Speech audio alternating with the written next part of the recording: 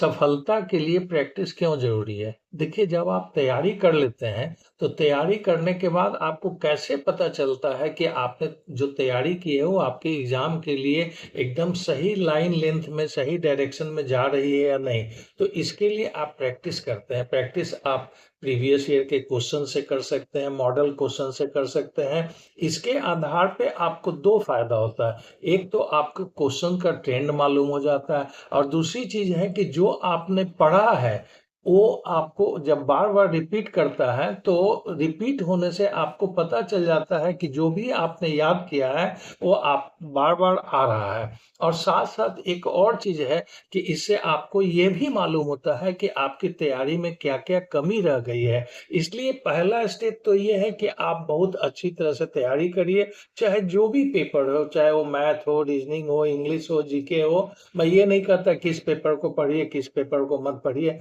ये सब बेकार की बातें हैं। तो आप सभी पेपर को बढ़िया से पढ़िए और पढ़ने के बाद आपका अगला स्टेप जो है, उसको लगातार प्रैक्टिस करिए। जहाँ से भी आपको अच्छा मटेरियल, प्रैक्टिस मटेरियल मिलता है, वो कलेक्ट करिए। इधर-उधर का बेकार मटेरियल मत कलेक्ट करिए। वो मटेरियल या तो ऑनलाइन भी हो सकता है, ऑफलाइन भी हो सकता है। तो ये आपको डिसाइड करना है कि कौन-सा मटेरियल आपके पास अवेलेबल है। लेकिन मेरा कहना ये है कि पहला रूप तैयार करने का है, पहला स्टेप तैयारी करना है और दूसरा स्टेप जो है उसको प्रैक्टिस करने का है। तभी आपकी